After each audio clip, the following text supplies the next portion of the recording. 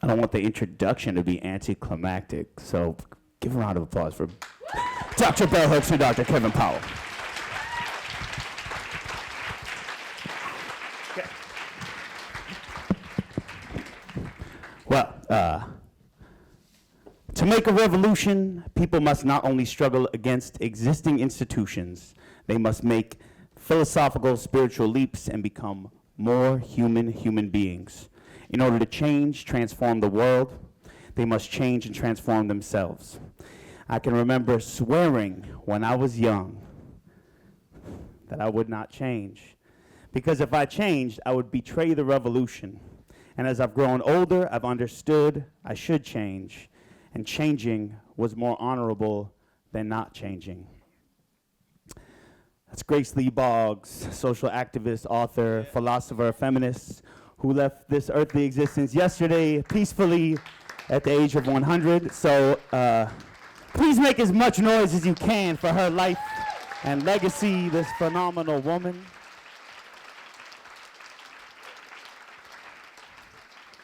And if you don't know about her, you have a really amazing research endeavor to undertake tonight. Good afternoon, ladies and gentlemen, staff, students, guests. Do I really need a microphone? I need it? Better with it, without it? Meow.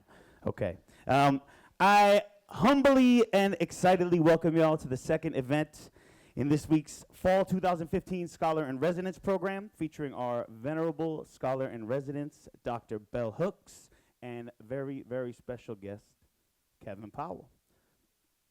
My name is Samuel Sellers, a.k.a. Rabbi Darkside. I'm a hip-hop MC, DJ, human beatboxer, and visiting lecturer here at the New School, teaching a seminar entitled Hip-Hop Pedagogy and Practice.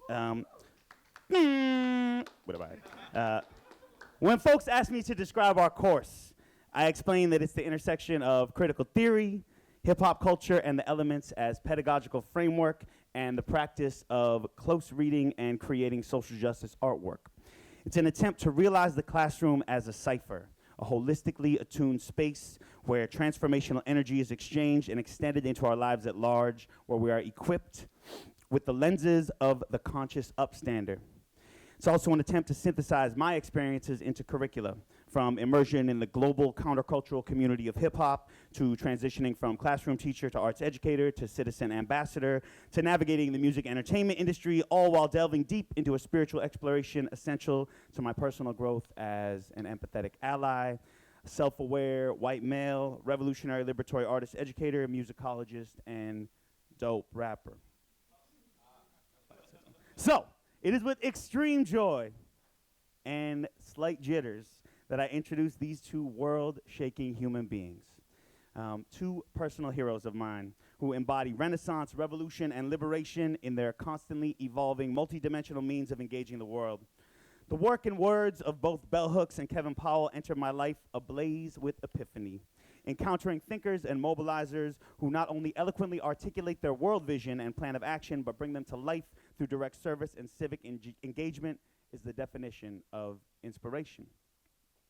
Bell Hooks is an author, activist, feminist, and scholar in residence at the New School. In building the literary foundation for introducing critical theory to New School students, the books of Bell Hooks gave solid state to nebulous concepts I've striven to align to the tenets of hip-hop culture.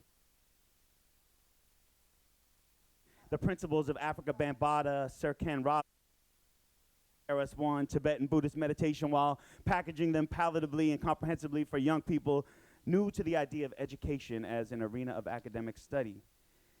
The answer shouldn't be as simple as two words, but they are. Bell Hooks. In Teaching Community, Dr. Hooks writes, "We need mass-based political movements calling citizens of this nation to uphold democracy and the rights of everyone to be educated and to work on behalf of ending domination in all its forms, to work for justice, changing our educational system so that schooling is not the site where students are indoctrinated to support imperialist, white supremacist, capitalist patriarchy or any ideology, but rather where they learn to open their minds to engage in rigorous study and to think critically." This was one of the very first quotes my class encountered and examined this year, and it remains at the front of my notebook as a daily mantra. Bell Hooks leaves no realm of existence unexamined, no teaching or learning opportunity unexplored. On behalf of the New School, it is my sincere honor to welcome you back and thank you for sharing with us one of these learning moments. An earmark of the hip-hop genius is a multifaceted, elastic, interdisciplinary skill set that can be applied to the world in innovative, pointed ways. Kevin Powell is a writer, political activist, public speaker, humanitarian, and, I'm convinced, a hip-hop secret agent. Sure you can. That's why I get keep on the low. That's the secret part of it. In exploring hip-hop pedagogical practices, it's imperative to note that the parameters of the elements do not end with emceeing, DJing, breakdancing, graffiti writing, beatboxing, or music production. Kevin has modeled, in fact pioneered, the ways in which one can carry the hip-hop mindset and skill set into arenas most in need of progressive, empowering, unifying ideas and actions. In an effort to reclaim our humanity, let us find new motivation for living by opening our minds to broader concepts of spirituality. Can you imagine a concept like this woven into the life and platform of a political candidate? Stop imagining, because that's been Kevin Powell. From electoral politics to symposiums, major news networks to published pages, Mr. Powell is the epitome of the hip-hop genius, and his next book, The Education of Kevin Powell, A Boy's Journey into Manhood, drops on November 3rd. But you can pre-order it right now on Amazon, or maybe get a copy today if you're lucky. And it is my great honor to welcome you here today as well, sir. Thank you. Gentle reminder, everybody, please silence your phones or put them on vibrate. But also, please use them to spread the word about all the magic that's happening here this week with Bell Hooks Scholar in Residency events. So if you're going to do so, hashtag photos, quotes, anything with the hashtag Bell Hooks TNS. That's hashtag. In the back, if you want to come and sit up front, feel free to do so. We want you to be comfortable.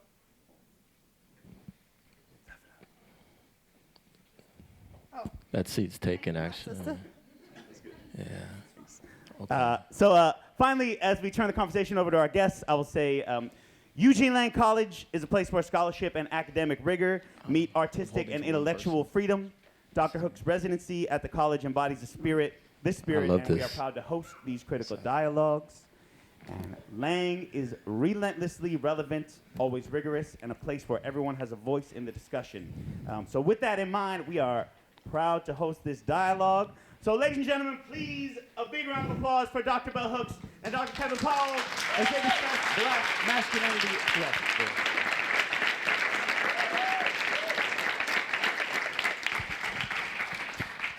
Thank you all for being here. Kevin, of course, had the anxiety. Who's going to come at 4 o'clock? I did. And so thank you for coming and welcome. Our topic really is to talk about Black masculinity, because Black masculinity has just been put on the screen of America. Whether we're talking about Ta-Nehisi Coates or Ferguson or any number of other things, there is, I would say, the pretense that this culture, this imperialist, white supremacist, capitalist patriarchy cares about the lives of Black men. And I see nothing that has changed in a way that suggests that. So when Kevin sent me the galleys of his book, I've always been moved by Kevin's willingness to speak honestly and openly about his struggles as a Black male, and to speak about violence, both familial violence, his violence, and the violence of others. So I'm really happy about this book, and I think that everybody should read it. I think it's a book that really speaks to why Black males have rage, and why people struggle to try to deal with that rage. Wow. Well, good afternoon, everyone, first of all. Good afternoon. How are you all doing? All right. I just want to say, first of all, just thank God for this opportunity, as I always say, Belle. And I just want to thank you and she knows how I feel privately, but publicly, I just want to say this. I was introduced to Dr. Bell Hooks' work in the early 1990s by women who went to the great HBCU, Historically Black College, Spelman College in Atlanta, Georgia. I don't know if you know that. There was a lot of us who were involved in various kinds of student and youth leadership movements, and every generation deals inevitably with this issue of patriarchy and sexism. And I remember folks saying to me, women saying to me, well, this is someone you need to read. It was you and Pearl Cleage, actually, you know. But Bell's work especially grabbed me. I will be honest, as a man, as a heterosexual man, at first I was like, oh no, I can't read this, you know. But I opened my mind up over time. Were you still a violent man then? I was an angry Negro, yes ma'am, in many ways. And what you did with your work was challenge me to deconstruct where I came from, you know, which I thought was important. And I need to say this, especially you all who are college students, either here or somewhere else, you should not, especially the males here, you should not go through 4 years of college like I did, and you barely read any women writers at all. The only thing I read was Zora Neale Hurston's Their Eyes Are Watching God, because I was required in a seminar that was connected to Richard Wright. And I think that's tragic when we don't learn about the contributions of half the world's population. And so here I was, raised by a single mother and my aunts and my grandmother, all women around me, all black women around me, all the stories of women around me, but I realized how little I actually knew about the struggles of women and girls in this world, specifically black women and girls, you know. So I just want to publicly thank you, because it was the beginning of a re-education. And that's part of the reason why I named this book The Education of Kevin Powell, because I feel like part of the issue with us as men, and this is not just black men, this is white men, Latino men, Asian men, all men in this society and on this planet. We don't realize how deeply awash we are in patriarchy, sexism, misogyny, homophobia. Give the boy some, you know he's right. We just don't know.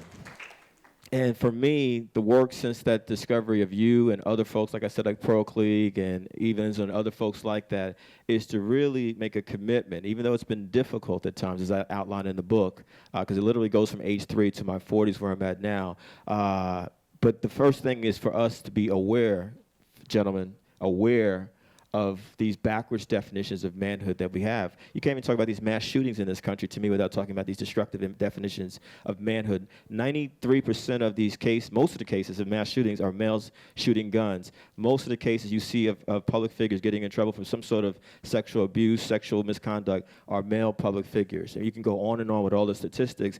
You look at all the athletes that have gotten in trouble the last few years. And so I think about all these things as I wrote this book, but also I wish that there were some books out there when I was a lot younger, and that's part of the reason why I wrote this the way I did, because I didn't just want to talk about my own journey, but also acknowledge, you know, you, but also some of the males that were impactful in my life along the way. I mean, one thing that was really hard for me when I've known Kevin, he's been like, you know, a son kind of, and I didn't realize how hard his childhood had been until I read the book, The Poverty, the Violence. And that's one thing that I think it makes the book so worthwhile to read, because we look at Kevin now, we look at him, you know, when he's working at Vive and places like that, and we didn't have any understanding of what he went through. And I don't know if you followed The Real World or any of that. That little thing. You know, Kevin was kind of framed as an angry, violent black man. But, I mean, when I read his story, basically, and you know, you have to correct me if you think I'm wrong, but Kevin's mom was so violent towards him. I mean, he was violent towards her, too, in a different way. I mean, when you did all that acting out bullshit, where she felt that she had to check you. Yes, Mother Bell, yes. That was like forcing her to assume a kind of patriarchal stance with you. Because like so many black mothers, she was afraid. Yeah. She was afraid that if she didn't get this boy and his rage under control, I mean, how many times do we hear that? How many times do we read about black mothers feeling that they have to tamp down black males so that their rage won't destroy them? Yeah, yeah. Wow. I need to say this too. The book is out October 27th. We actually pushed it up. I want to acknowledge my editor, Rakesh Patel, who's here from Atria Books, Simon & Schuster, and thank you for being here. This is actually the first time I'm talking about this book in public. And so if I get a little emotional. We'll let you do it. Okay. You know what I'm saying? But, you know, it's interesting. Belle actually talked about my mother. The book is dedicated to my mother. I said that she's the first teacher, the first leader I ever met in my life. I just need to say that because it's important. I did an interview a couple weeks ago with a publication. I won't say the name of the publication, but she started talking about abuse a lot, you know, and wanting me to say, well, Kevin, weren't you the victim of child abuse? And let me say it like this. My mother was born in the South, in South Carolina, in the 1940s. She was a poor black woman born in the American South in the 1940s. She was the product of the vicious racism of this country at that time. I don't think there's anything more abusive than the world that created her. And so for me, part of the challenge for the book, I could easily start it with my own life, but when you read the book, and I hope you all do read the book, I feel it's critical that I go back and lay out, here's what my mother went through in the American South. Here's what my family went through. Learning that, you know, over the last 10 years, my great-grandfather, who had the audacity to own 400 acres of land in the American South, actually was killed by some white men in that community because he owned that land and did not want to give up that land. You know, my grandfather, one of his sons, was old enough to remember that he was a very angry black man. In fact, he did not like white people because he remembered viscerally what happened to his father, my great-grandfather.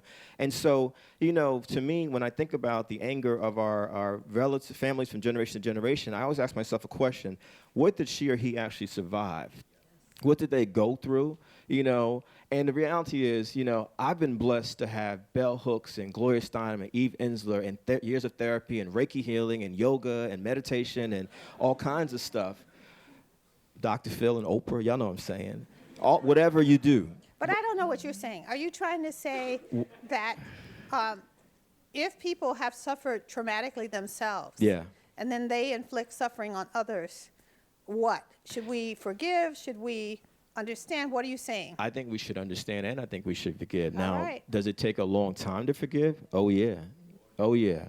Because one of the things I talk about in the book, and I don't want to give away the stories, but, you know, Belle is right, there's violence. And anyone who grows up in my community, who grew up in my community as a black person, you know, we talk about spirit of rod, spoil the child. You know, if you are a football fan, you know, Adrian Peterson got in trouble about a year ago for quote-unquote beating his son. But Belle's right, in the context of some of our communities, you know, that is actually a way of protecting us. If you're not good inside of here, if you're not good in this household, we don't know what's going to happen to you outside of this household.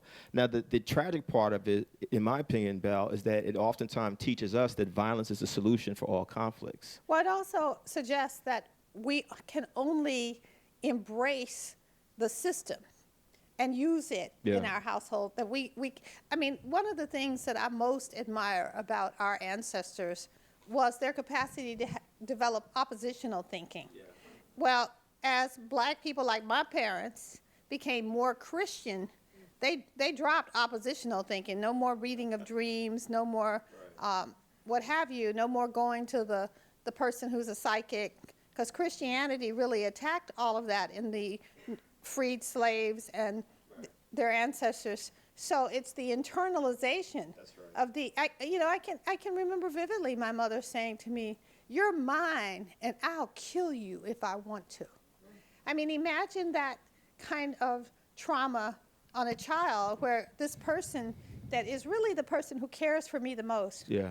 But she was also the person who was meanest in trying to keep me in line, but trying to keep me in line for some system that was not a system that affirmed her or any of us. Yeah, and that's because I'm a first generation of folks, at least where I grew up in Jersey City. You know, here we are, born and raised in the ghetto. This is where I'm from. You know, all I knew was poverty. But at the same time, there's this anecdote in the book where my mother and I encounter an older white woman when we're out, and I noticed that my mother's entire demeanor changes. She goes from, you know, this strong black woman to basically bowing down to this white woman. And so it's like this duality, this schizophrenia. And I'm looking at this, and then the white sister said something to the effect that I was a cute little boy. And when she walked away, my mother said to me, if the white person says that, then it must be true. And I want us to think about that for a second. But on top of that, I'm being told that I have to be an A student, which I was because my mother didn't tolerate bad grades. I never could miss school. It didn't matter if you were sick or not. And so there was these incredibly high standards. But at the same time, I talk about, in the book, the lack of intimacy, the lack of I love yous and hugs and things like that. And for me, Belle, when I was writing this book, I thought about memoirs that I wrote. Like, I love Malcolm X. But when I think about it, Malcolm never talks about how those traumas really deeply affected him. I love Richard Wright's Black Boy, but I think about the fact that you get a sense that he had some serious problems with his mother and his grandmother and his aunt. But I'm like, do you really contextualize where this is going? And did you ever really heal from this?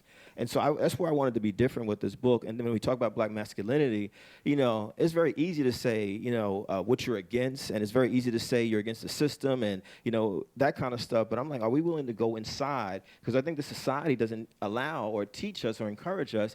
And even in our own black community, a lot of so-called black male leaders, they don't talk about stuff. Well, they certainly don't want to talk about gender. No. And whether we're talking Cornel West, or who is my bud and who has my heart, but I'm always on him about giving some loose lip service to gender, but not really going down in the critique of patriarchy. Right. So that I think that is wounding to us. I want to say, I never want people to think that we're in any way trying to suggest that black men are more patriarchal than other groups of men. I'm obsessed with evangelical Christianity, and so I read lots of books about evangelical Christianity, and I just finished reading Oral Roberts, the biography of Oral Roberts by his daughter, and she talks about how he completely ignored her. She was just not relevant to him. And she describes this very poignant scene of where she gets to be a teenager and she just wants to go on one of those revivals with him. And her mom finally agrees, and she's in the hotel room with the connecting door, and she's ecstatic. Well, he forgets all about her. He goes on to the tent meeting and doesn't even send anybody else. It's just like she didn't exist. And she had her little pocket money, and she took a taxi herself. And what I liked about her book was the constant honesty about no matter how many people he healed, no matter how charismatic he was as a preacher to others, his level of emotional abandonment of her was incredible. And so she even says that people have said to her, well, why did you write the book? You didn't really know him. And she was like, are you kidding? I wanted his love more than anything. And so I watched him every day. I observed him. I hung on his every word because I just thought if I studied him enough, I would find a way in. And I mean, there's just so many women who, as girls, didn't get the father contact. I think that I just finished reading. I try to read a nonfiction book a day. I've been trying to stop myself because my ego's getting attached to that. But another book that I just finished was Wayne Dyer's book. I Can See Clearly Now. And those of you who don't know, he died recently, self-help guru. He talks about the fact that his father, he never met his father. Yeah. And that was the core abandonment of his life. And that he spent all of his life hungering to meet the father, to get in touch with the father. And, we could go on and on about black males and father abandonment, both the present father who emotionally abandons you, but the absent father who also doesn't seek or desire to know you. I mean, I think we don't have enough memoirs by black men. I think there are so many stories black men have to tell us, so much pain that black men haven't been able to speak. And especially this pain about the father. I was raised in a home with 5 sisters and my brother. And I was very close to my brother, and my father used to say, Glory, your brother ain't worth a nickel. And I used to think about him as he entered his adulthood, drug addiction, the whole works. what it must have been like for him to hear every day some completely disparaging statement about himself, that you're not worth a nickel. And that sense, that internalization of lack of value. And that's what disturbs me. Like, I'm disturbed by the moniker Black Lives Matter, because I think, well, who are we trying to convince? What black person doesn't believe that their life matters? I mean, what we know is it's the imperialist, white, supremacist, capitalist patriarchy that doesn't value our lives. Right. And doesn't seem to be, I don't care how much we march at Ferguson or march for Trayvon Martin, that system is no closer to valuing our lives than it was before these incidents. I was asking Kevin, do you think that if we took away all the police brutality against black men, would black men be saved? Would black men be able to self-actualize? Is it really police brutality that is stealing the lives of black males? I mean, I tell Kevin all the time, because Kevin talks in his book about how important learning how to read was to him. Malcolm X, I mean, think about how many black men have come to power and consciousness in prison, because it's the first time in their lives that they've been able to be still and be alone. And that moment of confronting the self, of having to look at your own actions, not blaming someone else. And we really, I mean, that's one of the reasons I treasure Malcolm, because I felt he was always engaged in self-reflection. You know, why do I feel this way? What is driving me? We didn't see that same kind of self-reflection in Martin Luther King, but we certainly saw the same father dominance in the way King's dad treated him. Not father love, but father dominance. I want you to live a certain way. I want you to be a certain way. And I mean, and I'm all for us talking about the degree to which womanizing men, which we know King was, that the womanizing for many black men is so tied to the void. Like, I'm a big fan of this new book, Unhooked. It's not that new, but it's by David Wolverton. But he talks about addiction as so tied to that spiritual void that you're trying to fill. And we don't want to talk about black men who are fucking a lot as a lot of different people, betraying as, you know, caught in a void. You know, I mean, I can tell you that I gave a talk when I wrote We Real Cool, Black Men and Masculinity, and I said that a lot of womanizing black men are boys that have been sexually abused and have no boundaries. Black men stood up, turned their backs. They were very angry that I said that. But I got a lot of letters from black males saying, you know, this is opening a door. Because what am I seeking? You know? Wow. Well, he writes about his own little womanizing tendencies. Oh, I do. And that he had good women in his life. That I pushed away. That he emotionally wounded and pushed away. Yeah. There's so many things I want to respond to. I'm going to try to remember as much of it as possible. One, the fatherhood piece. It's profound for me now. How old are you? Old enough. Don't even try it. How old are you? It's in the book. I'm in my 40s. I'm holding on to my 40s for now. Generation X proud. But it's deep for me, Belle, to I'll give you an example. There's a young man that I really admire. We're not talking a young black man. We're talking about black men, males for a second. I saw him at an event a year ago. Mahogany, you were there actually. And I heard him, he had a poem, knock, knock, knock, knock, not my mother and father. And it was so jarring because I saw myself at 20 years old. I had written the same things, you know what I mean, in my poems, in my essays, etc. And I immediately gave that young man a copy of my poetry book. I embraced him, and I talked with him as much as I could. But I realized all that hurt from his own father. And just to put this in context, he says it publicly, so I'm not putting him on blast. His father gave his mother AIDS. This is what he's dealing with.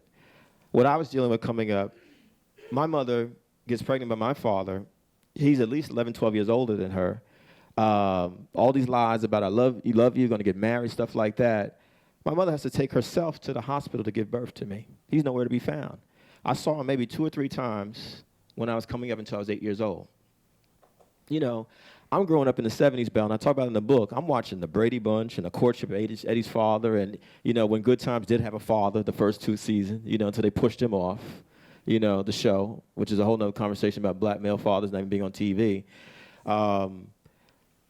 At 8 years old, my mother took me to the, we didn't even have a telephone. When we talk about poverty, people always say to go overseas to go do some poverty work. I'm like, y'all need to come to Brooklyn.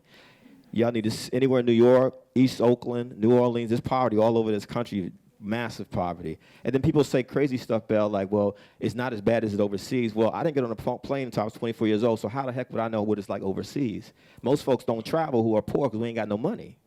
You know what I'm saying? So it's ridiculous when people make those kind of comparisons.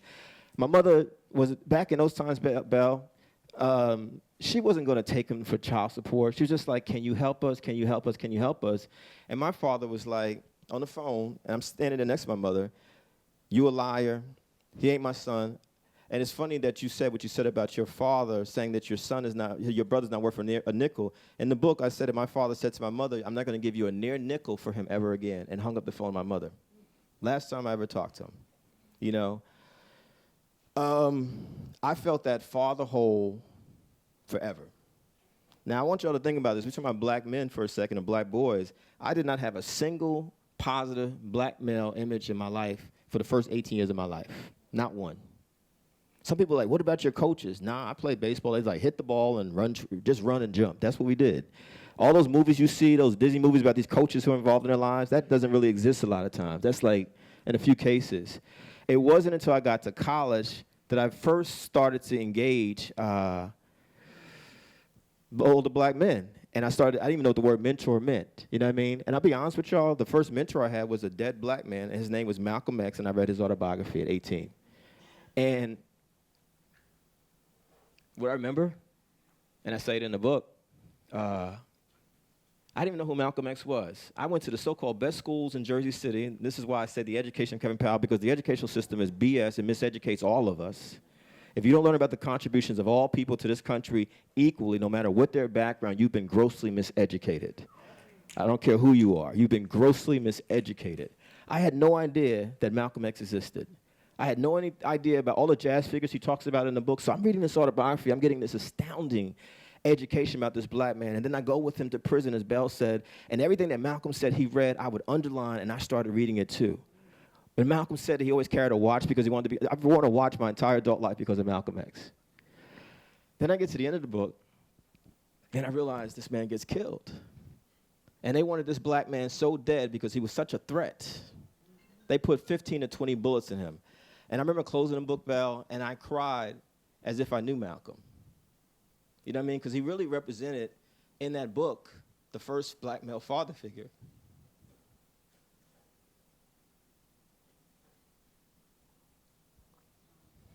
It's interesting because my grandfather, my mother's father, was a positive male figure, and my dad hated him. He dogged him out. He was a pussy. He was a this. He was a that. He was not a good enough man because he was peaceful.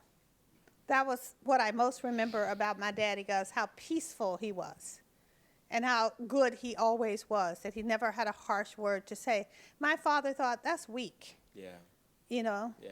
It's the definitions of manhood that I got as a so-called straight or heterosexual male growing up, you had to be violent, you had to be aggressive, you had to be hard, men didn't cry, you know, and there was something wrong with you if you didn't fight, and it was a kind of policing going on. And it ain't just black males, again, it was all the males. Like if you didn't, our culture is constantly policing boys. Exactly. We don't love boys. Don't let anybody fool you into thinking we are a culture that love boys. And what you said before we started, patriarchy, sexism hurts us as much as it hurts women, just in different ways. Because it's almost like it's a male prison that we're stuck in. We don't realize you're in this box and you can't be anything outside of that box. And that's what I felt. You know, I was confused. You know, and what I did in college, I joined black male groups, but they were rooted, as you said, in patriarchy and sexism. We were talking about, you know, empowerment of the community, but we were only talking about half the race. It had nothing to do with black women. Or even what you think about how, like, white people are so enamored of Ta-Nehisi Coates' book. You won't She went find there. anything in his book about gender, about teaching his son to see women differently. Yeah. And it's all about this whole idea that, you know, and everybody's so happy. The black man is speaking to his son. The black man is reaching out to his son. And, you know, and that's just another kind of bullshit. I said this book Wow. is very much written in Atlantic Monthly and New Yorker speak. And I don't know what young black men is reaching out to, but it's reaching out to a fictive black male, not the reality of young black men for whom a certain kind of language isn't going to draw them in. I mean, I think you have to be true to who you say your audience is. Is it a letter to your son because you want him to understand and other black boys to understand? Or is it a letter to white people so that you can let them know you're not like those other trifling Negroes Wow. that don't have shit to say to their sons?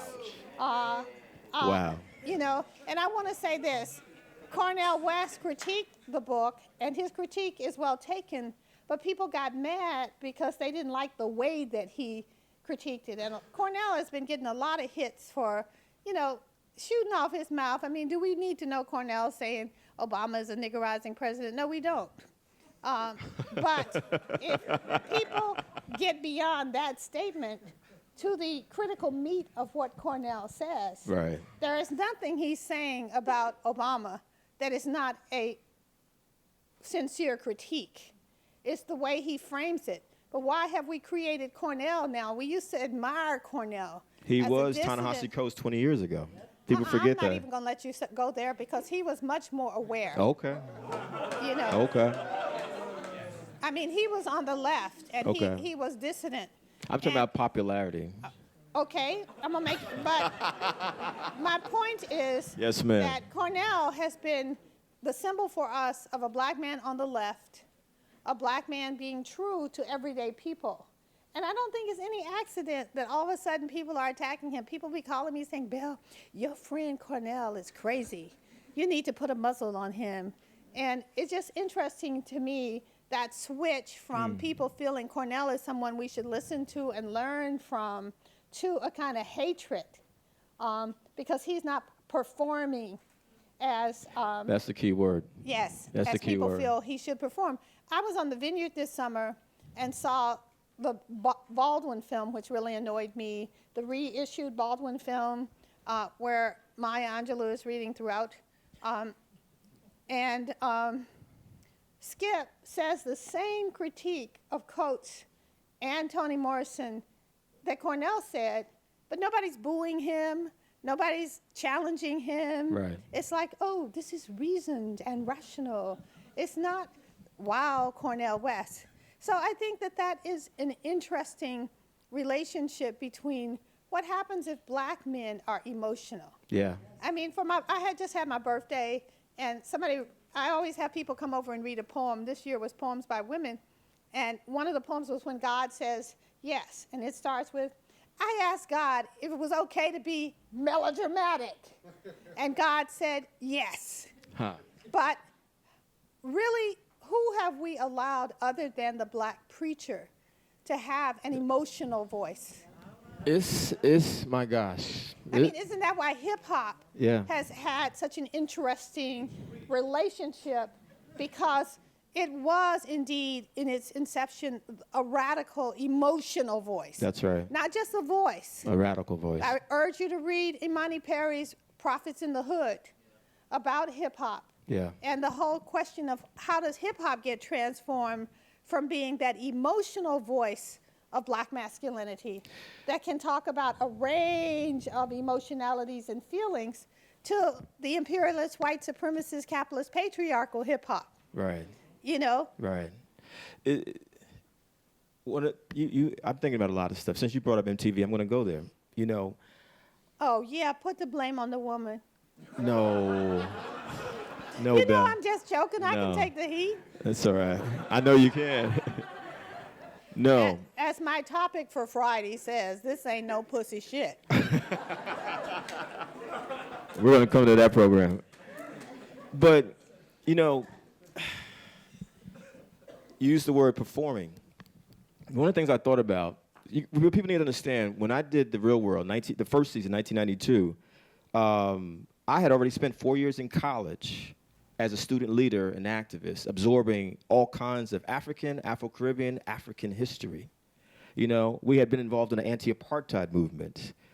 We had done the racial profiling stuff and all the stuff y'all see today. This was going on in the 80s. Eleanor Bumpurs, Michael Stewart, Michael Griffith, all those things. The only difference now is that social media makes it look like, oh, it's, you know, no, this has always been going on. People think this is something new that's been happening. Black folks have always been killed by racists in this country. Hello. And so when I came to that show, one thing I was clear about is that I'm not going to perform in some stereotypical way for these white sisters and brothers. I'm not doing that. You know what I mean? I was very clear. It's MTV, but you know what? The most I'm interested in is maybe I'll get some speaking gigs out of it. That's about it. You know, I didn't care about hosting a show on MTV or anything like that. I was myself. But what I found out quickly, if you display anger, if you display strong opinions, the show's going to be edited in a certain kind of way, and you're going to be put into a certain kind of box. And for a good 2 or 3 years, I did come across the people as the quote-unquote angry black man, because what ends up happening, you're not allowed to be a whole human being. What was minimized was the fact that I was teaching at a Saturday program at New York University for high school students. What was minimized is that I was mentoring a young man during the course of the show, that I was in a partnership, that I was grappling with the issue of my father, had showed my mother, all that kind of stuff. But the thing that got played up was the anger. And so it is sensationalistic. It's about ratings, and when people don't like the way you're quote-unquote performing, they will manipulate it to their benefit. Do you feel where I'm going with this? Yeah. You know, and then I ended up at Vibe magazine, not because of MTV. I want to make that very clear. I've been writing professionally since I was 20, 5 or 6 years before Vibe started. I literally came up in the black press as a black journalist, you know, Amsterdam News, City Sun, Afro-American newspaper. When I got to Vibe magazine, I was asked a simple question, you know, after the first issue, who do you want to write about? I said, the person I'm interested in is Tupac Shakur. Why was I interested in Tupac Shakur? Because I'm an activist. I came up in the black nationalist movement. The Shakur name is a name that is known in the movement. Matula Shakur, Assata Shakur, Afeni Shakur. You know what I mean? The first thing I got was, well, we never heard of him, and he's not that interesting, and is he really a star? Tupac got in trouble a couple months later with the police. The editors came back to me, and I talk about it in the book, are you still interested in that Tupac guy? Because now we get to cast Tupac as this crazy person, you know what I mean? And what I fought for was, you know what, this is a complex human being. This is a black man whose mother was in prison, literally across the street from this school, you know, while she was pregnant with him. And she got out just as he was being born, and he literally grew up in the movement, you know what I mean? And, you know, I saw someone who was a reader of books, someone who studied classical Shakespeare at the Baltimore School of the Arts, who was also a dancer. And I actually believe Tupac would have probably been a much greater actor than he ever was a rapper if he would have ever been able to grow and have the time to live past 25 years of life. But what I felt like is that, you know, when black males, be it myself, Tupac, or Cornell, represent any kind of threat to the status quo, there's this need to label them as crazy, as angry, as overly emotional. I'll bring it back to a recent example. I'm at the gym 2 weeks ago. I'm running the marathon in 3 weeks, y'all. I love running. I get my gym is empty. It's empty, right? I put my little water bottle on the treadmill. I put my headphone on the treadmill. I put my towel on the treadmill, and I just go about my business. I'm stretching, stuff like that, you know. My partner's here. I go talk to her for a little while, and I come back. An older white male walks by me when I finally get on the treadmill, and he actually said to me, yo, are you going to ever use that treadmill? And I was thinking to myself, man, I've been going to this gym for 20 years. And the gym represents one of the few safe spaces I have as a black man in this country. Just to be able to have peace of mind and put my headphones on and not think about anything, right? And I was so angry, but I thought about it because unfortunately what you're talking about, you're not allowed to have all these emotions. Because the first thing I thought, man, I can get arrested if I step to this dude a certain kind of way. But I went up to him, and his white male, heterosexual white male arrogance was so disrespectful to me. I actually said to him some things I'm not going to repeat here. But it gets better. I took a step back. I went upstairs to talk to the black male manager. He's terrified because he's so used to his role, which is to make the white brothers and sisters in this majority white gym feel comfortable in Brooklyn Heights. And so I say, I need you to come down and have a conversation. Guess what the white male says to the black male about this black male? He's angry, clearly, and I'm going to call the police on him. And, you know, I haven't read Ta-Nehisi Coates' book, so I can't comment on that. But what I will comment on, you know, yes, I love everyone. I do see all of us as sisters and brothers. But that doesn't ignore the fact that I have a right to say, as a black person, as an African person, that white supremacy and racism are alive and well in this country and on this planet, and I feel uncomfortable every single day of my life as a person of color. I don't know if I can get killed or marginalized or scapegoat or stereotyped every single day I walk out of my house. You know what I'm saying? So why don't you stay home more? I'm not saying that as a joke, because in my last book that people hardly mention, Writing Beyond Racism, I really tried to argue, where do black people go? Tupac said to me, when I said to him once, why don't you just, in an interview, I said, why don't you just be careful? You know what Pac said? There's no place called careful. You know, where do you go? You don't know. I mean, when we But I think that that's why we have to see, and this goes back to gender and women, we have to see our homes as places of resistance. I agree. We have to look at our history and how much was started in the home. That's right. How much activism, Mary McLeod Bethune starting Bethune-Cookman College right. in her living room. Yeah. Because I think that part of the insane schizophrenia, and the root meaning of the word schizophrenia is brokenhearted, that black people live within, is we can even say, oh, imperialist, white supremacist, capitalist patriarchy. Then we'll be upset that a white person says something cruel to us, or we're left out of something because white people control it. So we're all of us sometimes living in with this cognitive dissonance. Yeah. You know, a lot of times I have to say to myself, well, Bell Hooks, come on, I'm sorry. You've been writing the books. What do you expect? You know, when people who are racist are unkind, when people who are patriarchy, and patriarchy knows no gender, women can be as patriarchal. Why am I constantly surprised? But more, my people, as Zora Neale Hurston would say, why does it wound us? Why is our gaze so turned towards the master and the mistress that we can't turn it to ourselves and say, I believe that my home is the one place that I can make myself affirmed.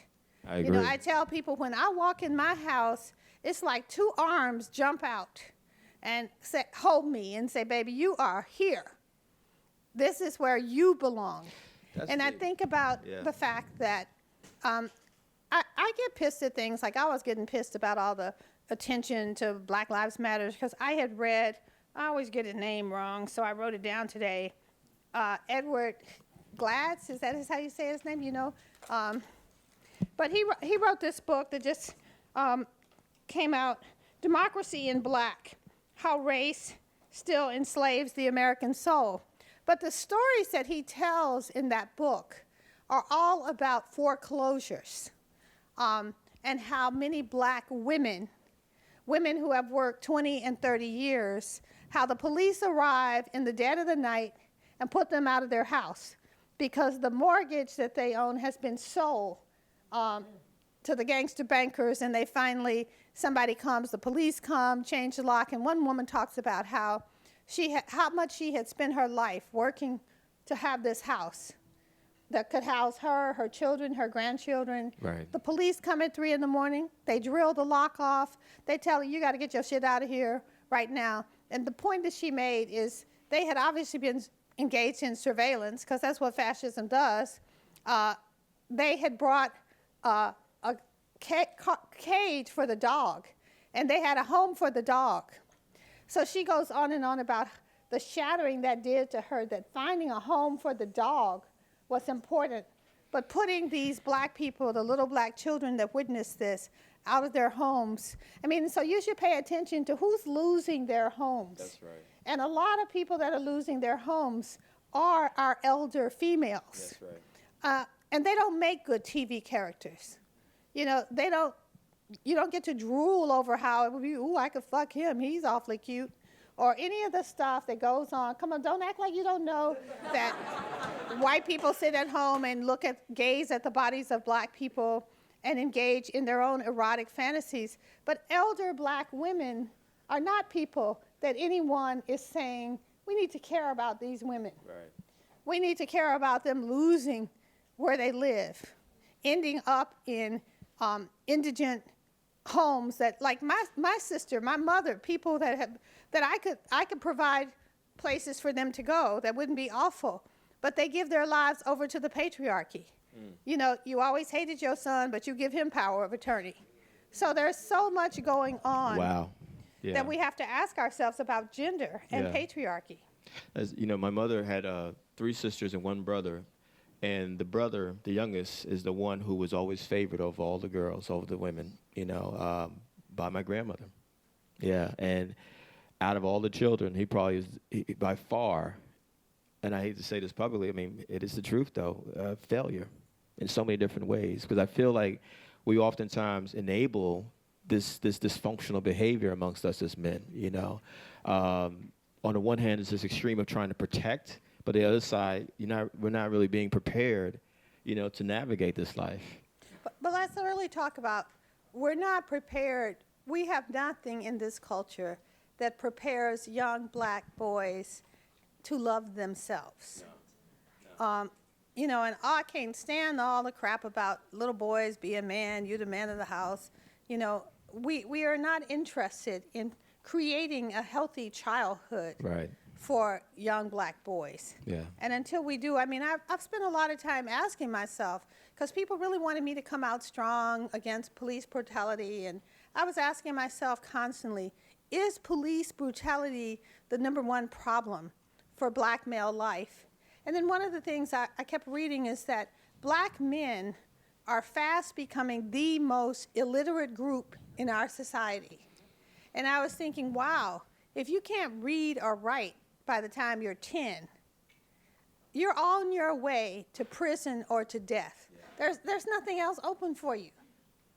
There's also so much joy. I mean, think about how much joy, Kevin, we've gotten from things we read. Yeah. It's a whole form of awakening. I mean, what got me out of the abusive patriarchal context? Reading. Same here, yeah. Critically thinking. Yeah.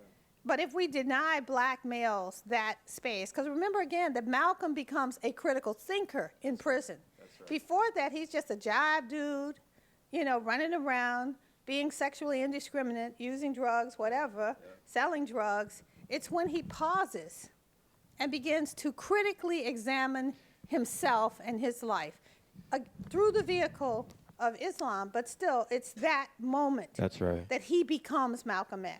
You know, it's interesting, because I'm just going to say this, Belle. I feel, having been involved in all this black male work for the last 25, 30 years, it's almost like big business to talk about the issue of black men and black boys. I know folks who have made a fortune, you know, as consultants, as advisors with their nonprofits, with these various campaigns. I mean, it's almost a joke to me, particularly when I know, because I've been to pretty much all 50 states in this country, every major city. I go to these communities where these young brothers are, and all these campaigns and all these initiatives are not reaching the folks they claim that they're supposed to be reaching. And so there's this black elite that we need to talk about, along with the white elite that exists, that basically is like a buffer to the power structure and the status quo. They don't really want to see us come up at all. It's actually big business to see us as dysfunctional as possible. I mean, I remember being at a conference in Florida a couple years back where the person before me, you had all black boys in the audience, and everything that this person said about the black boys in the audience, I was like, these boys should just die now. They're just doomed. You know what I'm saying? And I just feel like, you know, we need to y'all, all of us need to challenge this madness of, y'all know what I'm talking about. We don't have to say any names, this madness of caring about black boys when we don't. And then the part you're talking about, I see these rites of passages programs. A lot of them are bogus. You know, don't tell me that I'm an African king and, you know, I mean, I've heard it all because I've been a part of these things, man. You know what I'm saying? My name has been Kevin Powell, Kevin X, Kwesi, Kajati. I mean, come on, let's be real about it. You know, but at the end of the day, none of those conversations I was having until I encountered Bell and Pearl Cleek and everyone else actually talked about redefining black manhood. Awesome. And I mean, and it's interesting to me that if you read the book, Kevin does talk about his violence against black women. Yeah. But when I met Kevin, he had, begun to deal with therapy, anger management. People would tell me, well, you shouldn't be promoting Kevin Powell because, he's been violent towards black women. And when I would say, but he has tried to confront his violence and make a change, I was so struck by how that didn't make any difference. It was like, let's be down on Kevin Powell. And I thought, this is the craziness, too, that when black men try to change, we don't affirm that effort to change, to be different. We want to keep you where you were 20 years ago. Let's be clear. What I talk about in the book happened in 1991. It's now 2015. It's 24 years later. I actually had a black male in Brooklyn say to me, I'm never going to support any of your work because of what you've done in your past. And I said to him, you wouldn't even know what I did in my past if I didn't write about it and talk about it. He said, doesn't matter. Then I said, Bell, well, do you love Malcolm X? Yeah, man, Malcolm is the epitome of black manhood. You ain't no Malcolm X. I said, well, in the autobiography of Malcolm X, Malcolm smacked Sammy Pip's woman, and did all kinds of foul stuff to women. But he's your hero. And so I also feel like, we appreciate somebody that's dead, but we don't even want to see folks trying. Like, I believe, DJ Reborn, one of my sisters said to me once, unless someone is absolutely egregious in their behavior and is not making an effort at all, because what I remember, and it's ironic, I got to say this, it was Sam Anderson, an older black man who was the first head of diversity program here at the New School, Eugene Lane College, 24 years ago. I came to him and said what I had just done. He didn't condemn me. He was one of the first father figures I had, a black male, and he embraced me. He actually pointed me toward my first black woman therapist, and actually helped to point me towards some communities that could be supportive of my journey, because I realized all I had ever dealt with was racism. I hadn't even thought about sexism. It wasn't even a consideration, because I think if we're going to condemn black males or black boys, black men and black boys for being violent, then we should condemn the violence and the patriarchy of black male leadership that perpetuates this from generation to generation. It doesn't even set up a context for us to have any kind of real conversation that you're talking about around how we grow and heal as men. Or how about the many conversations I've had about Cosby where people tell me, well, that was a long time ago. Or, that the refusal to see sexual violence against women and girls as criminal, as damaging, as traumatic. And it's really been shocking to me, because a lot of the people that, in my world that have been the Cosby supporters have been women. Oh, yeah. And it is tied into our envy, hatred of white women, because so many of those women were white. It's like there's a mood that feels like, well, if they had stayed away from black men, they wouldn't be suffering. Wow. And not why do we want any woman to be suffering? No one should suffer At the hands of male violence. No exactly. one. No one. So, as we begin to close, I would like you to talk about how you come to your feminist consciousness. Because, see, that's what people don't understand, that when I met you, what impressed me was the transformation of your consciousness. Not that you, even though I did respect your being able to be open about violence, but it was the other work on your mind, on how do I perceive women, what do I expect from women, what do I hope for? Yeah. There's a few things I say I do a lot of workshops with fraternities. I belong to a fraternity, a lot of athletes, and men in general. First thing I say is you have to own your patriarchy. You have to own your sexism. I think, and that's the hardest thing for us to do. I remember last year I was at a very elite college. I'm not going to say the name of it, but I was in a group of 11 fraternities over the course of 2 weeks, every night. And I asked them some basic questions, Belle. I said, well, what's a man? Y'all know what they said: accountable, responsible, all these different things, leader, etc. By the time they were done, I said, well, you just described my single mother. Now, can you tell me what a man is? Second thing, I asked them a simple question. Can you tell me 5 to 10 women in American and world history that you have a working knowledge of? No one could answer the question beyond Rosa Parks, Betsy Ross, Hillary Clinton, a few other women. Do you see where I'm going with this? It was ignorance. And the reason why I was brought into this school to deal with the issue of patriarchy is because this school, one of the top schools in this country, has such a horrific track record around the sexual assault of women on that campus that women on that campus actually wrote an open letter saying we do not feel safe even associating with these fraternities, you know? And these men, in spite of admitting they had no idea what a man was, they could not talk articulately about the contributions of women and girls to world history. At the same time, they were pushing back hard. Well, she was there, so I was going to have sex with her. Not even understanding what the word consent meant. You know what I mean? So for me, you can't get to a quote-unquote feminist consciousness if you're not willing to take ownership as a man and understand that we are beneficiaries of privilege and power. And that includes black males. Absolutely, and that is has been one of our hardest things to teach because, and that's why I'm a little bit suspicious of all the focus on black males right now and racism in terms of its obscuring of gendered power that black men hold. That's right. And the fact that it makes people feel like, well, you know, you're not caring about the brother if you start talking about. That's BS. Yeah, the patriarchal. You know, what's up with that? Yeah, it's insanity. You know, to me, as an activist, if I can use that language for a second, Belle, I feel, well, we always say, how can you talk about oppression and then you turn around and be an oppressor yourself? You know what I mean? And you shouldn't be opposed to oppression that's convenient for you, then you act like nothing else exists. I mean, you talk about, you've done it in your 40 books at this point? Is it 40, 30 something? Yeah. You know, the intersection of all these different things. For me, where I'm at now as a human being, I think about race, I think about gender, I think about class, I think about sexual identity, I think about the disabled community, I think about, you know, spiritual freedom, religion, whatever you want to call it, but I think about the intersection of these things. But as a black man, you know, I have a responsibility to listen to the voices. That's one of the things I say. You have to listen to the voices of women and girls. And, you know, bringing it back to my mother, yes, there was a dichotomy there, and there was a lot of anger there and a lot of back and forth, but the common thread through this book is my mother. It starts with my mother, and it ends with my mother. And the thing I think about is my mother always talked about how men were no good. You know what I mean? Or don't be like your father. Now, she wasn't able to articulate specifically other than he just, you know, left. But I realized she was saying to me in her own way, her own backwoods of South Carolina way, which is genius to me, you know, you've got to find an alternative definition of manhood. You know what I'm saying? And I just think that and you have to respect women and girls as your equals, as your equals, as your equals. You got to do everything in your power. If you talk about feminist consciousness as a man, it really sums it up. Women and girls are my equals, period. But if you're that man, my brother, and his buddies that have been told you're not worth a nickel, where is the space where you will begin to interrogate? I mean, I just tried to get my brother would always say, well, there's this girl at work. And I was like, excuse me, are we talking about a child?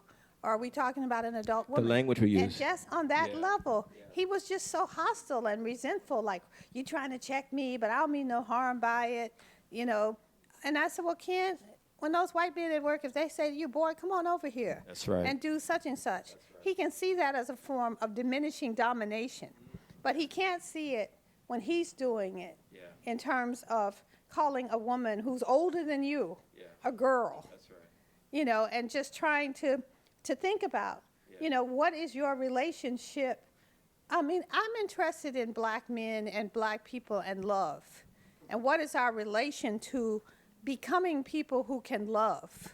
Wow. Because I think love is the only answer to the violence. I agree. You know, however much we can talk about police brutality, we in this room know that a significant danger to black men is other black men, not necessarily through killing you, but through saying that you're nothing.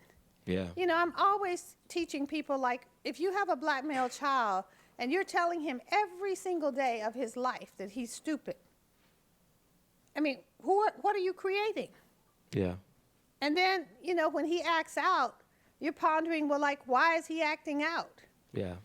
And not really seeing that connection between the traumatic abuse, verbal abuse, that we often plunge black boys into, that doesn't get talked about.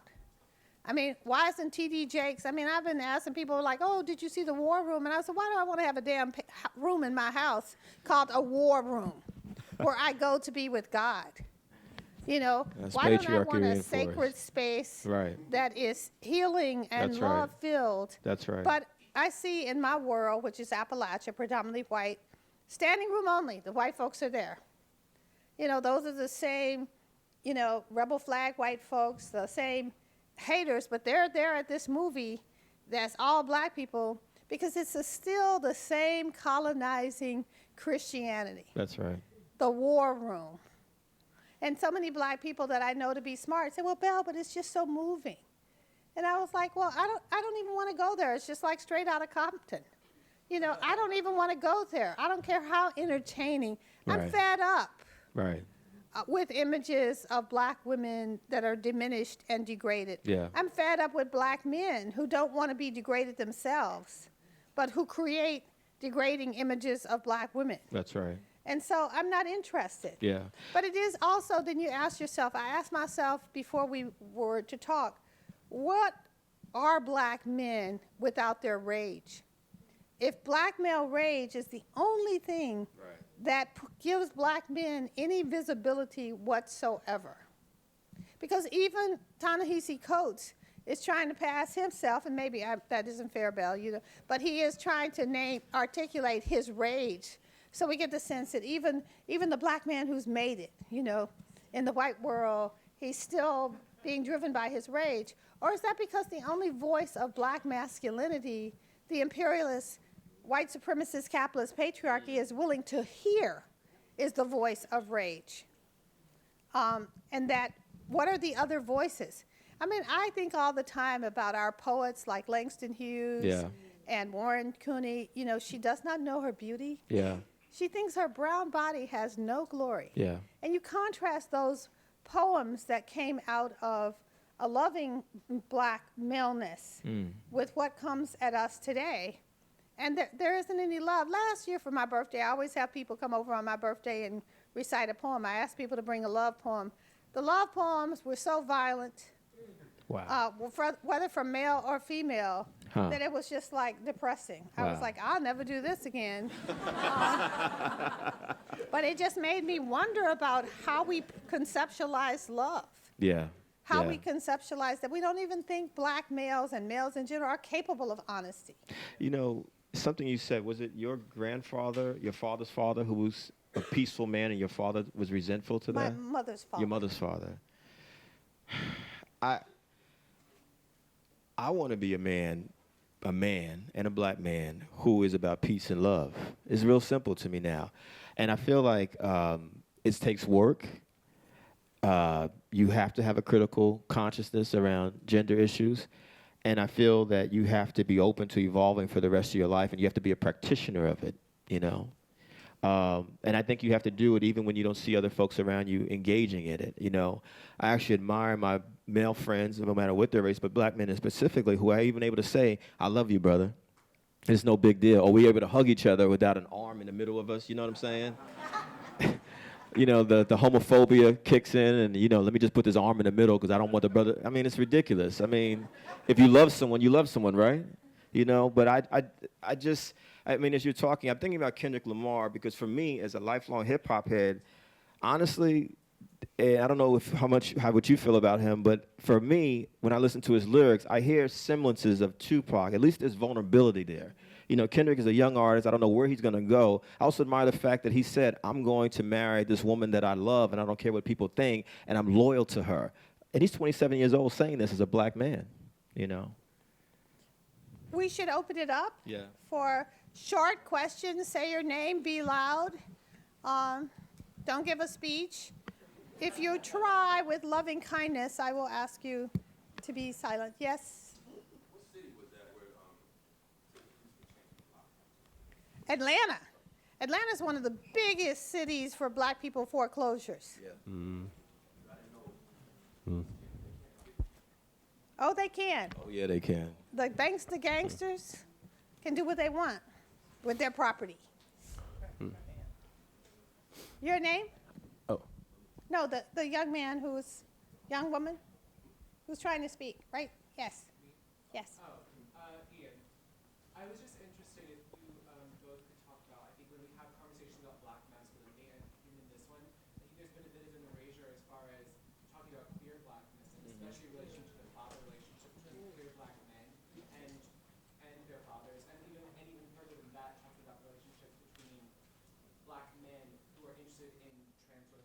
particularly in this, when we are seeing such an immense attack on the trans Black community. Can I jump in here because I'm Lamar, and I had thoughts about this too because I did not have, I didn't grow up with a Black father, and I wasn't mourning that. And I think that the story for many queer Black men is not a mourning of an absence of a Black male figure. In a way, it's a celebration because there's a different kind of embrace of the mother. Now, I'm not saying that Black queer men are not patriarchal because, of course, they are. But there's a different embrace of their Black mother, I think, and there's a different relationship to that. So it's the same. I don't think we can make those kind of holistic statements, though, because a lot of queer Black men have been beaten and put down by Black mothers, especially certainly because was, yeah. they appeared queer. Right. Or they were perceived to be on the road to being queer. I mean, just recently I wanted to give one of my little nephews a teddy bear, and my grandniece was like, "You're going to make him gay." And the violence, he had asked for this little teddy bear, but the violence against him, even then, you're 5 years old. So I don't know that we can make those kind of blanket statements. I can say that the Black men who have given me love, healthy love, have pretty much all been queer Black men. Essex Hempel, Marlon Riggs, but they've been queer Black men with awareness, with critical awareness and critical thinkers. And so that has been an oversight in our conversation, but I don't think we can act like queer men represent an anti-patriarchal group. I'm glad you weren't. I wouldn't want to have to. Can I Your name? can I respond? No. No. Can I Your respond name? really quick? Can I respond really quickly? Yes, go ahead. Thank you, Belle. I figured since I was here. Thank you. I'm glad you raised the question. One of the things I talk about in my book, just like Belle said, there were queer brothers along the way who were very instrumental in my development, and it was very important for me to talk about it in my book. And I apologize for not bringing it up in this conversation because it's something that I felt I had to acknowledge and also to challenge people around their homophobia, you know what I mean? And not just queer brothers. The first editor-in-chief I had at Vibe magazine who gave me the opportunity was an openly gay white brother, you know what I'm saying? And so there are allies there, and I consider myself an ally to the queer community for so many different reasons. And when I talk about being against oppression, I'm talking about all forms of oppression. That's very important to me. There's no way I could sit here and talk as a heterosexual or so-called straight Black male about my own situation and not having empathy for the things and the challenges that your community or people in the queer community go through. That's very important to me, and I have to say that publicly. I noticed, however, how many times he said he was a straight Black man. I was making a point, actually. Your name, sweetheart? Yes. I don't project well. My name is Sharon Johnson. I'm actually an alumna of the Media Studies program here. And I just wanted to mention an Inglewood, California-based poet named Peter J. Harris, Black man. And he wrote a book called Black Man of Happiness, Poems. Right. And I don't know it. he talks about how it actually had to be a conscious sort of pushback for him to write these poems about being happy as a Black man, because the only emotion that we ever see. And I think that's why so many of the few liberated Black men are gay, because they have given themselves permission to be emotionally aware and emotionally intelligent. And that has yet to happen in any kind of movement of straight Black men. Your name? I wanted to ask you in this moment to talk about your relationship with Belle. I wanted to ask you in this moment to talk about your relationship with Belle in your awareness, because it seems that could be a lot of Belles out there for some Black men who don't get the chance to actually answer when a woman asks them a question about who they are. Wow. One, he listens when I critique him. Yes, ma'am. But I don't think we should laugh at that, because a lot of us who have that's been meaningful. beaten and hit by Black men, it comes when you're trying to make some kind of critique. And it's like, bitch, what makes you think you can critique me or tell me what to do? And how many of us saw that as children with mothers who tried to stand up and be righteous to patriarchy? Yeah. So that, I was trying to think if we'd ever had a conflict, you and I, but I don't think so. I sought out Belle. I don't know if you remember this. I read her work in early 90s, and then when I got to Vibe magazine, you know, I knew I had to write about hip-hop artists, but at some point I was like, I got to write about some other folks. And you remember I did an interview with you. It was one that we called it the Vibe Q. It might have been the very first one. And it was really important for me to just sit down with this woman that I had been reading and to ask her questions. And that led to me, when you were living in the West Village, I would come to her house and sit on the floor and just listen, you know, because I wanted her to be a mentor. I wanted to learn, you know. It was really important to me. And one of the things Belle said to me, if you remember this, it's like, it's cool that you're hanging out with women, but you now have to have these conversations with other men. That was critical. You know what I mean? And I took that seriously. Like, you have to have these conversations. And I believe you also said to me that men will listen to men very differently than they will listen to women because of the patriarchy. I also think that listening is counter-hegemonic because most of us are not involved with men, whether they're fathers, brothers, neighbors, or whatever. I have bought a lot of real estate because I believe we got to get our money straight. Girl, get your money straight. And I was telling somebody recently, you know how you have those light bulb moments of awareness. I was like, wow, when I left my abusive ex, I thought I walked out of the arms of patriarchy. But then when I walked into real estate, I walked right back into the arms of patriarchy without the fringe benefits. No sex, no companionship, just men telling me what I should think, what I should do, discounting what I'm saying. And I think about that, women, because a lot of times we don't seize control over our housing because the people that do work still tend to be men, and that you have to interface with them. If you're black and you live in a predominantly white area, you've got to interface with white workmen who give you no respect. And these things are very real around the question of masculinity. I believe that I have a white man that I trust who's my handyman. When I have to deal with other white men, I take him along. Because I have found that white racist cruelty likes to take place best in secrecy, so that the things people will say to you or do to you, and that, I mean, black women and all women, I have to say, I don't think we should do things alone. I think we should just be like black men. Let's learn some survival strategies from black men. Run in packs. You know, I go to the doctor with another woman because I've seen what the white medical establishment has done to the bodies of black women. And I can tell you, I even go with my friend Jane, who's a white woman, but the doctors get very angry because you brought somebody to be a witness, and their power is immediately diffused because everything is not taking place in secret. And I think that those things are very crucial to us in what are the spaces of our everyday lives where we interface with patriarchy, because as a single black woman, no sex in quite a few years, I don't interface, I feel, in my intimate life with patriarchy very much. It's in the practical stuff of life where I have to interact, usually with the rot gut patriarchy, you know, not academic men who've learned to cover up their shit, but I mean the men who feel like there's nothing a woman has to tell them about how the plumbing might work, about how we might fix something, et cetera, et cetera. How do women who have to deal with women who've internalized the patriarchy, what is your advice to them? Who have to deal with women who are in positions of power or leadership and are acting out the way a male figure would act out? Well, it's like I was somewhere with Gloria Steinem, and people were saying to me, well, what do you think of Hillary? And she went on and on about how wonderful Hillary is, how she's changed and she's grown.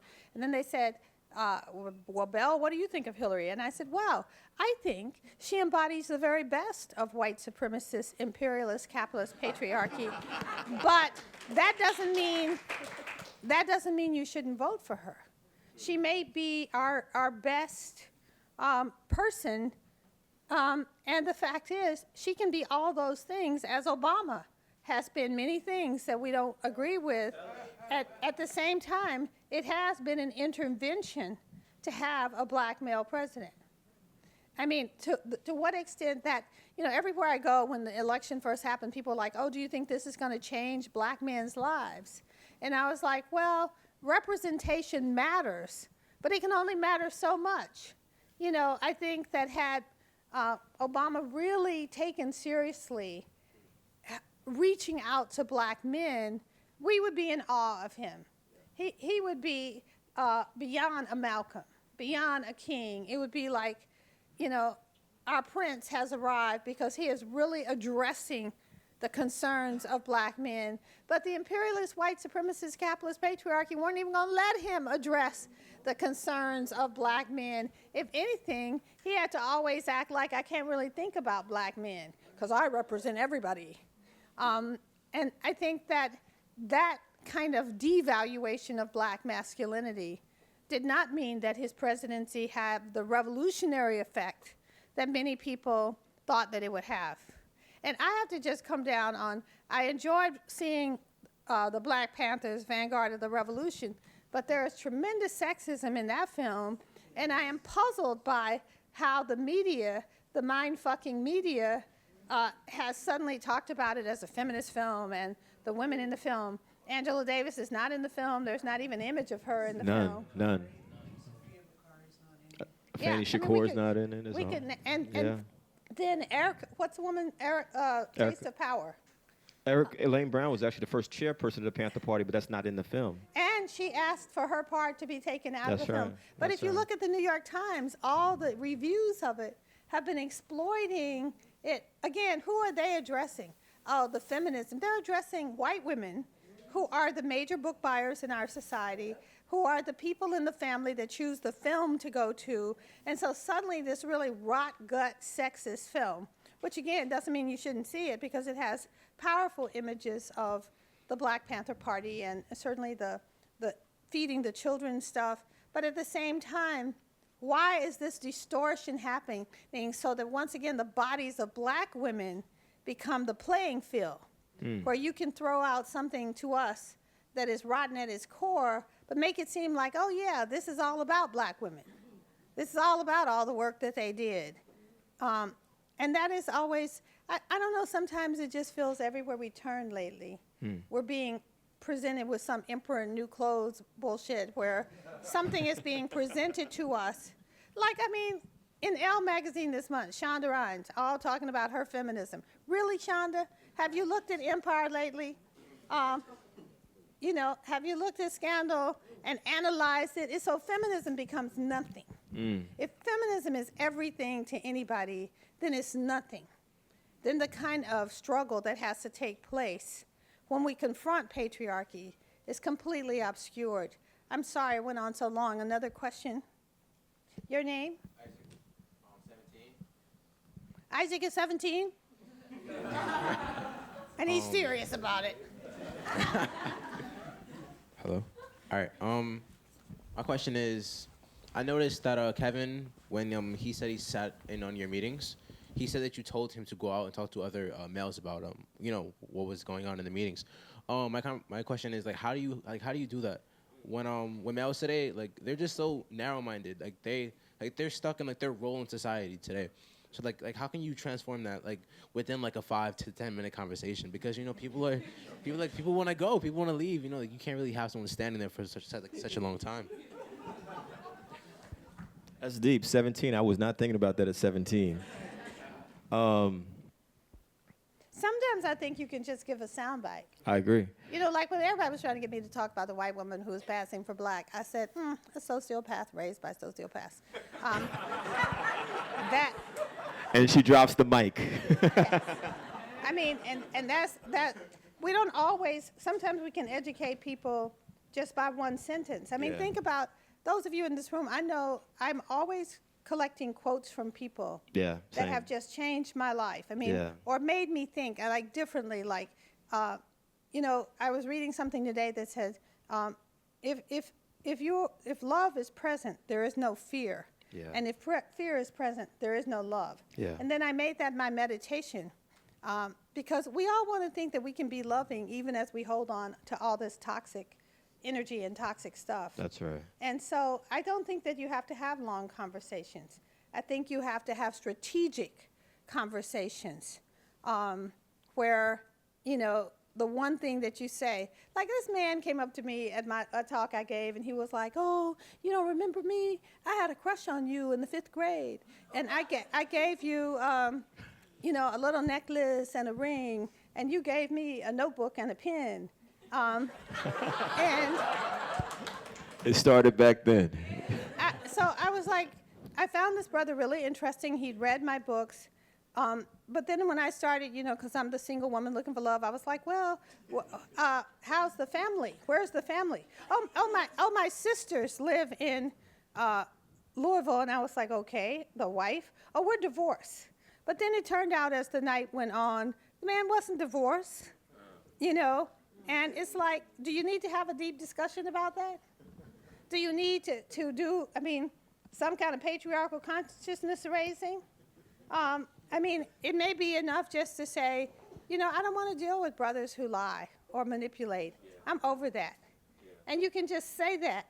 I mean, I have to say Buddhism taught me that, that I don't have to be angry with people to be clear. That I can, with loving kindness, say to somebody, you know, I've been through that. That's not something I want to go through anymore. And that's, so for you, I mean, you have to think of the things you can say that are short. You know, even if you were just saying, if somebody's talking about banging a woman's pussy hard, whatever, you can just say, That's mad real, y'all. That's real. People talk like that. I don't want to do that. I'd rather tell the woman in my life how much I care about her body. That's a sentence. That's it. But that sentence might make somebody think. You know, a last question. Yes, your name? Can we give you the mic? I'm in the process of developing a program for young men in Newark, and one of the Bricks. topics, yeah, Brick City. So one of the topics is deconstructing these ideas that are hypermasculine, that have these sort of connotations. And I know that, Kevin, you've been through a process, right? And you've been through this, you know, thing. And I'm wondering, how do I translate that to these young guys? They're all African American, they're 6th graders.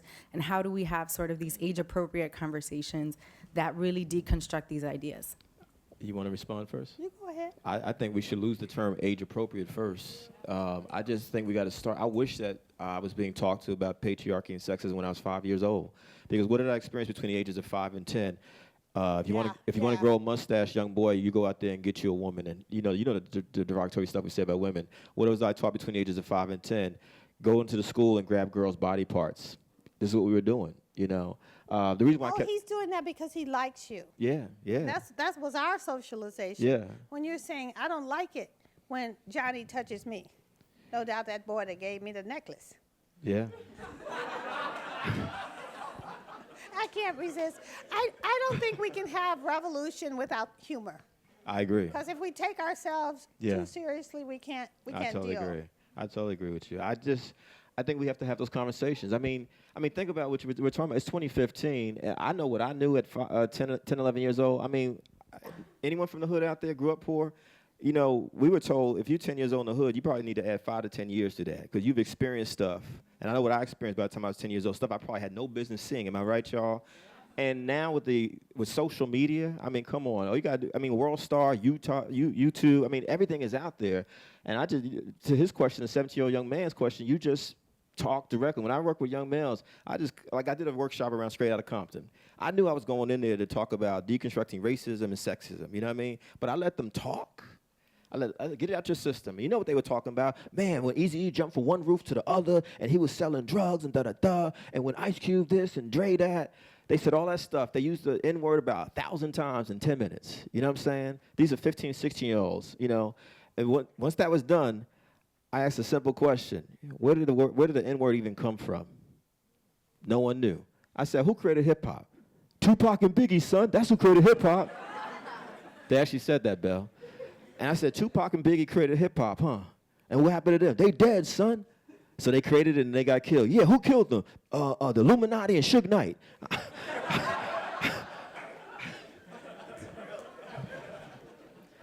You said bring some humor into this, right? And so my responsibility then was to, let me break this down for y'all.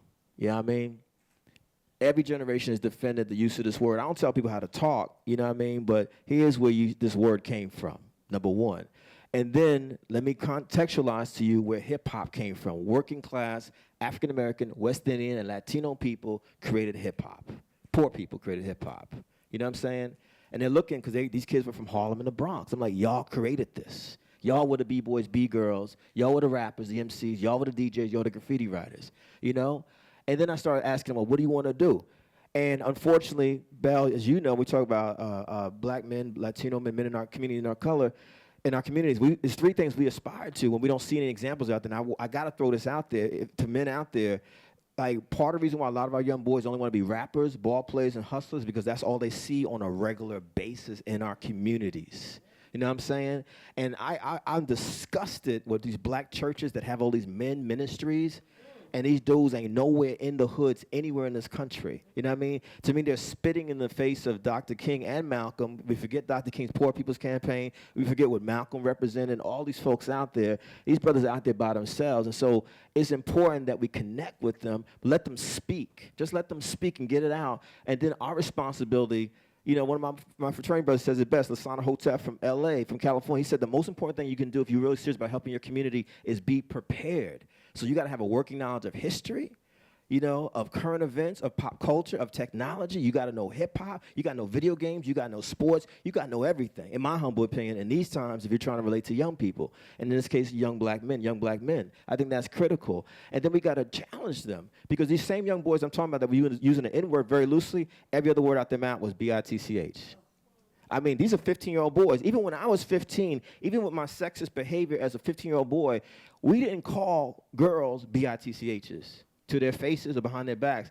But because of the commodification and commercialization and the co-optation and the destruction of hip-hop culture, it's been turned into the industry. It's everywhere. So, and the school system is so bankrupt. You know what we're learning in the school system? Nada, nothing.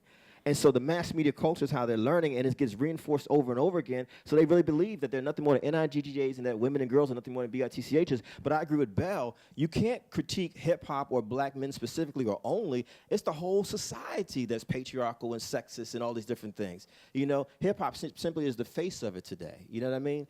And so I think we got to be aware of all this stuff, and we got to challenge them. And then I think we got to have them participate in, well, what does a new definition of manhood mean? Like, how would you define manhood? What kind of man do you want to be? And like Belle said, I think that it's not too early to introduce the word love. Love, love, love. Ras Baraka is the mayor of Newark, New Jersey right now. Go back and listen to the Miseducation Lauryn Hill album from 1998. The teacher on the album is Ras Baraka. You know what I mean? And he's asking those students about love. Y'all remember the album, right? And bringing it back to all these intersections, you know, to my queer sisters and brothers, Ras's sister, Shawnee, 10 years ago, and her partner, queer sisters were murdered by the father, the husband of the oldest sister, and the husband happened to be an activist and a community leader practicing the most vicious and vile kind of patriarchy. And I remember at the funeral how Ras broke down crying because Shawnee, his sister, was the youngest of them. He said she was the best of us all. And it forced all of us, myself included. Someone asked where did the feminist conscience came from? Some of it comes from experiences like that, where you see these two queer women being murdered simply because they were queer by a straight man, because he's so insecure in some distorted definition of manhood. Not only do I hate myself, I'm going to hate you and kill you as well. So I think we got to talk about all these things if we're going to talk about with these kids. It's never too early, in my opinion, because we don't want them to grow up to be monsters, because they become sexist, rapists, mass shooters, all those different things if we don't start when they're 10 years old, when they're 15 years, when they're 17 years old. You know what I mean? And that's the work that some of us end up doing. You know, this is the work that we do now, where we're trying to stem the tide of all this stuff. And I wish this was here years ago. I wish we had these conversations years ago. And we got to stop acting like patriarchy is what will heal black men. Right. Oh, just a little more patriarchy.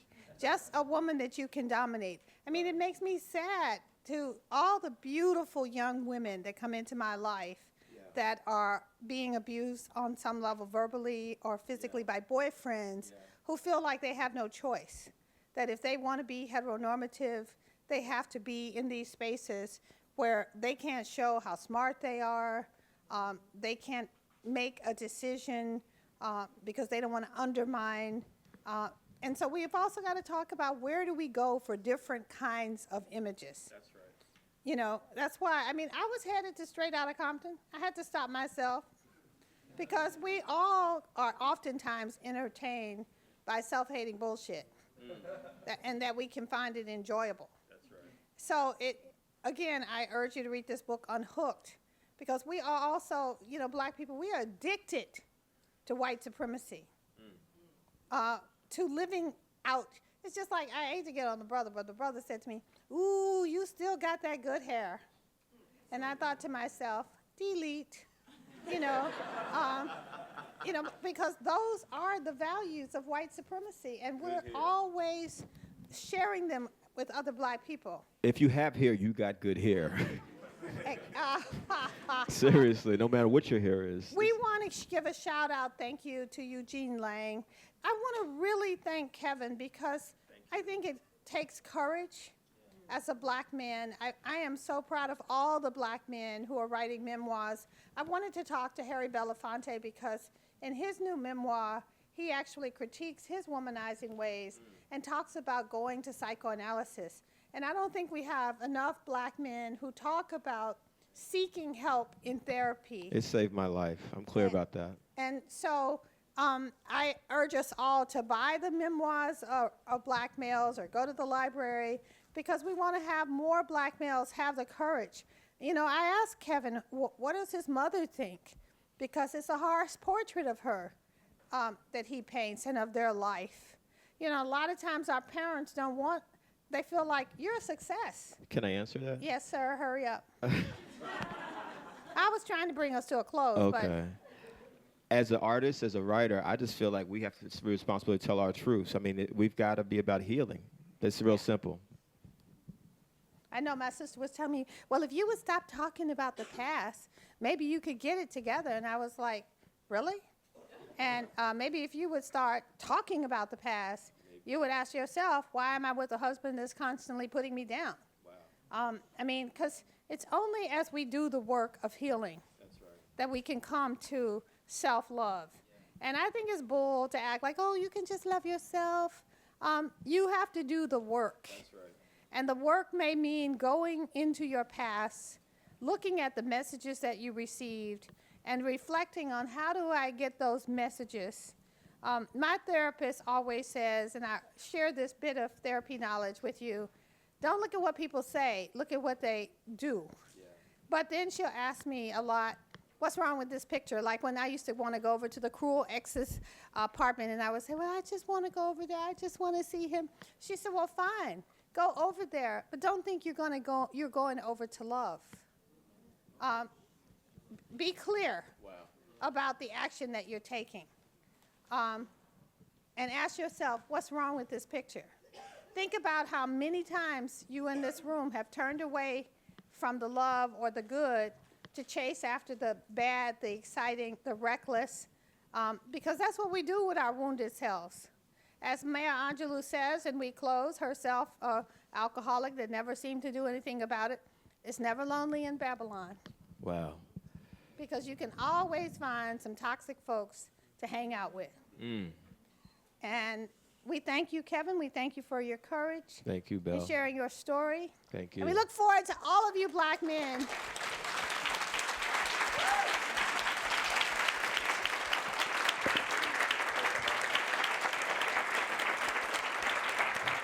Can I please take a postcard for the book, and please pre-order and spread the word, and please support Belle's work. I mean, again, her work has been transformative for me, and I know it will be for all of you. So Belle, thank you so much. I love you. Ladies and gentlemen, one more time, can we thank these two phenomenal folks for sharing their stories and their lives and their life with us.